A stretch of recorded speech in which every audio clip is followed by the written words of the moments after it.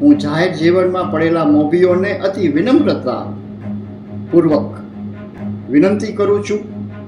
કે અમારી શાસ્ત્રકુળ વિનમ્રતાને અમારી મજબૂરી કે નબળાઈ સમજવાનું કદાપી ભૂલ ન કરતા. કર્ણાટકના બેલારી ખાતે જાહેર સભામાં કોંગ્રેસના રાષ્ટ્રીય નેતા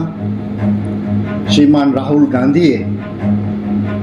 હરીફ પક્ષ ઉપર રાજકીય પ્રહારો કરતા રાજા મહારાજાઓને નિશાના પર લઈને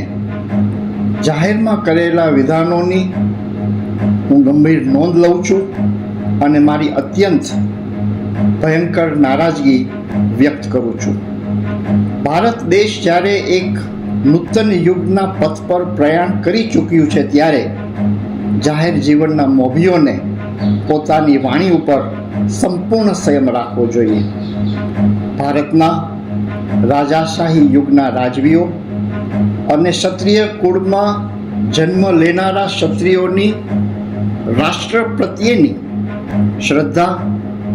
કટિબદ્ધતા, સમર્પિતતા અને અસ્મિતાનો અભ્યાસ કર્યા વિના પોતાની રાજકીય સ્વાર્થની પૂર્તિ માટે મનમાં આવે તેવા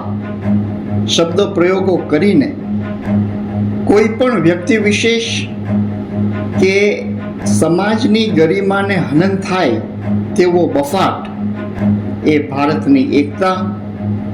અખંડતા, સામાજિક સમરસતા અને સૌહાર્દપૂર્ણ તંદુરસ્ત સમાજ વ્યવસ્થા ઉપર કુઠારાઘાત સમાન છે. શ્રીમાન રાહુલ ગાંધીએ જો અભ્યાસ કર્યો હોત કે મહારાજા રાવોલ કૃષ્ણકુમારસિંહજી ઓફ ભાવનગર, મહારાજા સાહેબ ભગવતસિંહજી બાપુ ઓફ ગોંડલ, મહારાજા સાહેબ નટવરસિંહજી બાપુ ઓફ પોરબંદર, મહારાજા સાહેબ માનસિંહજી બાપુ ઓફ પાલિતાણા, મહારાજા સાહેબ વાઘજી બાપુ of Morbi, Maharao Khengarji Bapu of Kutch, Maharaja Sayajirao Gaekwad of Baroda, એમનું કયા પ્રકારનું સુશાસન હતું, કયા પ્રકારની લોક કલ્યાણની કામગીરી હતી,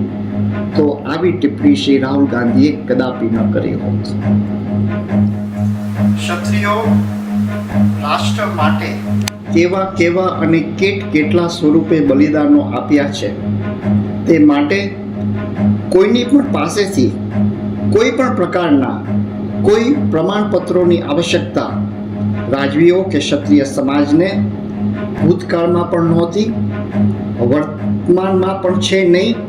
અને ભવિષ્યમાં પણ કદાપી રહેશે નહીં. રાજવીઓ અને ક્ષત્રિય સમાજ રાષ્ટ્રહિત માટે કરેલા કાર્યો એ તો સ્વયં સ્પષ્ટ ગવાહી તેનો ઉજ્જવળ ઇતિહાસ આપે છે અને વૈદિક હિન્દુ સમાજ વ્યવસ્થામાં રાજકર્તા, યોદ્ધા અને રક્ષક તરીકે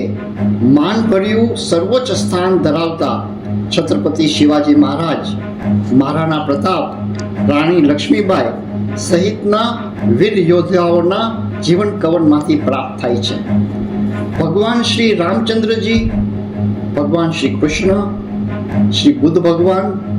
શ્રી મહાવીર ભગવાન એ ક્ષત્રિય કુળમાં જન્મ લીધો હતો અને ક્ષત્રિયોના ભવ્યાતિ ભવ્ય સંસ્કાર વારસાને ચંદ્રવંશી અને સૂર્યવંશી ક્ષત્રિયોના જે નિશાના પર અત્યારના જાહેર જીવનમાં પડેલા મોભીઓ જે કાર્ય કરી રહ્યા છે એ પ્રક્રિયા સદંતર બંધ થવી જોઈએ. હું જાહેર જીવનમાં પડેલા મોભીઓને અતિ વિનમ્રતા પૂર્વક વિનંતી કરું છું કે અમારી શાસ્ત્રકુળ વિનમ્રતાને અમારી મજબૂરી કે નબળાઈ સમજવાનું કદાપી ભૂલ ન કરતા. ભારતીય રાજપૂતની વિરાસત એ કોઈ તકલાદી વિરાસત નથી કે જેને કોઈ પણ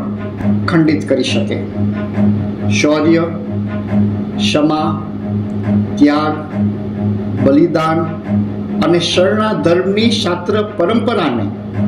યાવત ચંદ્ર દીવા કરો એવું વરદાન પ્રાપ્ત થયું છે. એક રાજવી તરીકે પ્રત્યેક જીવ પ્રત્યે સ્નેહ, સૌહાર્દ, આદર, સંભાવ, સંવેદના અને સહિષ્ણુતા દાખવીએ છે એ અમારો શાસ્ત્ર ધર્મની પરંપરા છે. 2024ના લોકસભા અને લોકશાહીનો મહાપર્વ આપણે સૌ સનાતન ધર્મ અને સનાતન ભારતીય સંસ્કૃતિના સહવાહકો તરીકે અતિશય મહત્વની આ પળ છે. ભવિષ્યના સર્વાંગી વિકાસ માટે, સનાતન ધર્મ અને હિન્દુત્વના રક્ષણ માટે પ્રત્યેક ભારતવાસીને વ્યક્તિ, જૂથ, સમાજ, જ્ઞાતિ, ભાષા, ધર્મ, પરંપરા,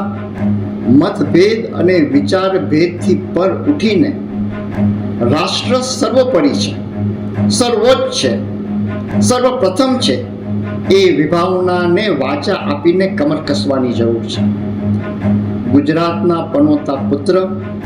આદરણીય શ્રી નરેન્દ્રભાઈ મોદી ભારતના પ્રધાનમંત્રી તરીકે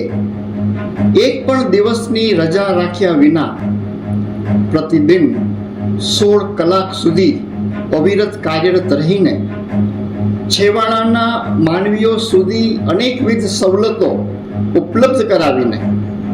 જેમની કરણી અને કથનીમાં કોઈ ભેદ નથી, જે પ્રધાન સેવક છે, જે મા ભારતી માટે સમર્પિત છે, કટિબદ્ધ છે, એટલું જ નહીં પરંતુ સ્વતંત્રતા પ્રાપ્ત પછીના સૈકો બાદ વિશ્વભરમાં ઉન્નત મસ્તકે આંખમાં આંખ પરોવીને પોતાના વિચારો નિડરતાપૂર્વક વ્યક્ત કરીને ભારતને એક નવી ઓળખ અને દિશા આપી છે, એક સિદ્ધિ પ્રાપ્ત કરી છે. તેને સહર્ષ ધ્યાનમાં રાખીને આપણા ભવિષ્યને સુરક્ષિત કરવાની સંકલ્પના અને સંકલ્પ સાથે પ્રચંડ મતદાનના માધ્યમથી આપણા આશીષ પ્રદાન આપણે કરીને આદરણીય શ્રી નરેન્દ્રભાઈ મોદીના એક સક્ષમ નેતૃત્વમાં આપણી ભાવિ પેઢીના ઉજ્જવળ ભવિષ્યને આગળ ધપાવવા માટે એ દિશાની અંદર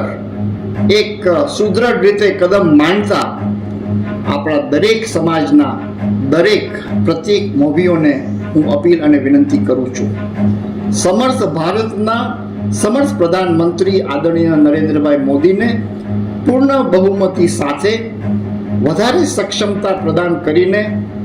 પુનઃપ્રધાનમંત્રી તરીકે પ્રાપ્ત કરીએ. આપણે સૌ મન, વચન અને કર્મથી સાથે મળીને રાષ્ટ્રહિતના પરમ પાવન પથ ઉપર ખભે ખભા મિલાવીને એક ભારત, અખંડ ભારત, નેક ભારત, શ્રેષ્ઠ ભારત અને નૂતન ભારતના નિર્માણ સાથે સામૂહિક પ્રયાણ કરીએ.